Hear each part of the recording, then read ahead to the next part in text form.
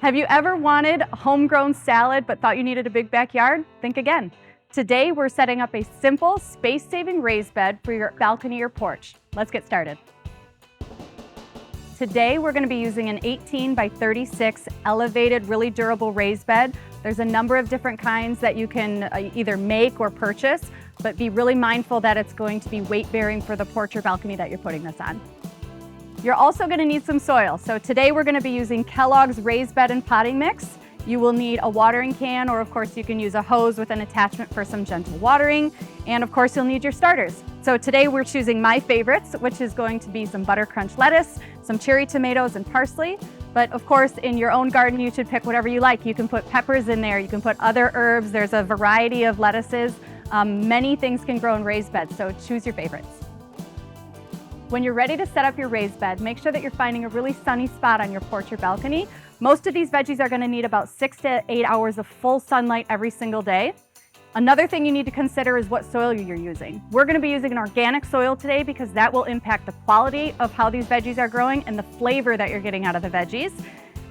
This raised bed is about 8 to 12 inches. That's going to be perfect for the veggies we're using today. Most veggies need about 8 to 12 inches of depth so that the roots have enough room to grow.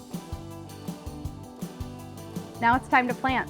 We're going to be using starters today to get a little jump start on our garden as opposed to seeds. Couple tips and tricks with starters though. Make sure that before you pull them out of the pack, you give them a nice healthy drink so they don't come out dry or your roots are going to fall apart. Loosening these up, give the sides a nice squeeze. That'll loosen the roots from the bottom if they're coming out. And then you should be able to pull them out nicely like this. It should come out and stay in the shape of your container. Every different plant is going to have different spacing also, so be conscious, read your card here, be conscious, it'll tell you the spacing on there. Some are going to be around 6 to 8 like your lettuces and our parsleys. Tomatoes are big, they're going to need a lot more space, so give those about 12 to 18 inches, but make sure you're following the guidelines on each tag.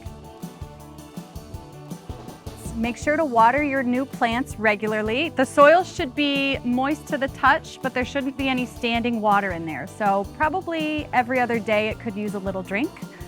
And always just have gentle watering so that you don't crush your plants. In just a few weeks, you'll be harvesting your own homegrown salad.